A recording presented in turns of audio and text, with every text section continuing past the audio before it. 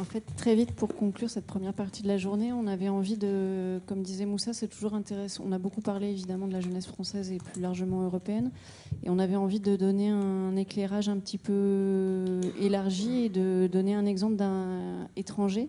Et donc on a demandé à Thales Moraes, qui est brésilien, qui vit en France depuis 1 an et demi, qui est étudiant à Sciences Po, de nous parler de la jeunesse brésilienne et de ce qu'il ressent comme différence entre la jeunesse brésilienne et la jeunesse française.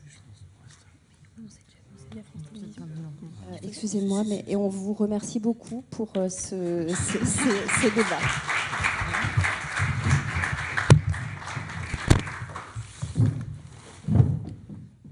Bonjour à toutes et à tous.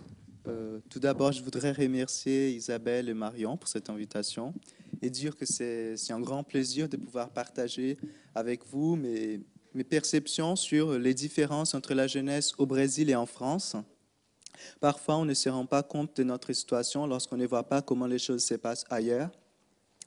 Premièrement, il faut savoir que quand on met en perspective le Brésil et la France, on ne parle pas du tout des mêmes proportions. Le Brésil compte 200 millions d'habitants, dont 51 millions de jeunes.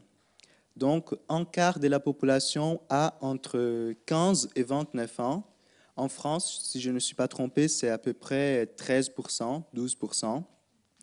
En ce qui concerne l'éducation, malgré une augmentation ces dernières années, seulement 16,2% de jeunes entre 18 et 24 ans ont accès à l'enseignement supérieur au Brésil.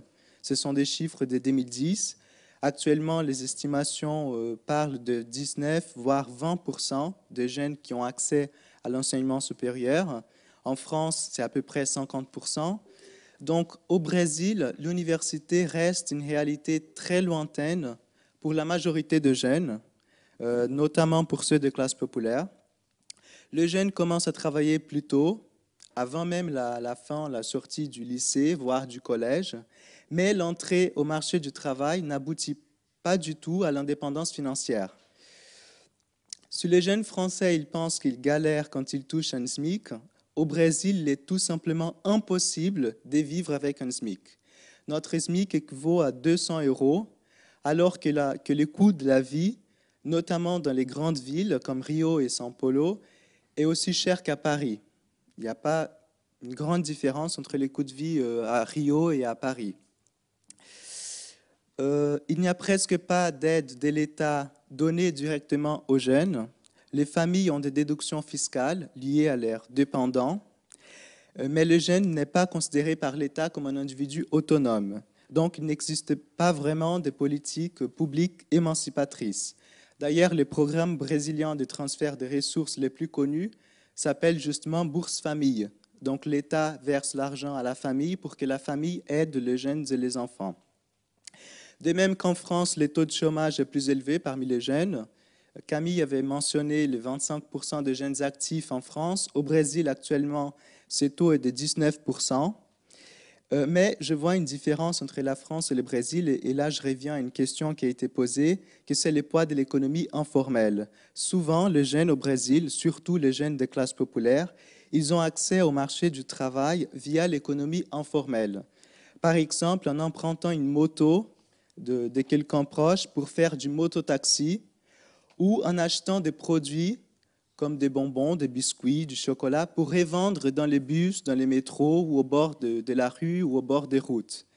Bien sûr, ces boulots ne leur permettent pas du tout d'avoir une indépendance financière, et quand ces jeunes commencent à travailler, leur argent sert fréquemment à complémenter les revenus de la famille. Donc, il n'est pas question d'émancipation.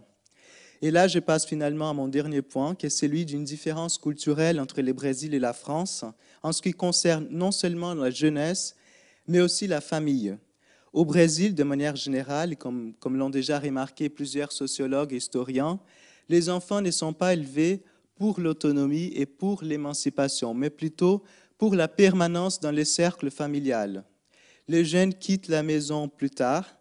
En 2012, 25% des personnes entre 25 et 34 ans vivaient encore chez les parents. En France, c'est à peu près 11,5%, les Tanguy, comme on le dit. Et avoir 28 ans, 30 ans et habiter chez les parents n'est pas du tout une honte, c'est quelque chose de normal et c'est lié aussi à une idée selon laquelle les enfants restent à la maison jusqu'au moment du mariage, quand ils partent, mais pas trop loin non plus, pour créer leur propre noyau familial.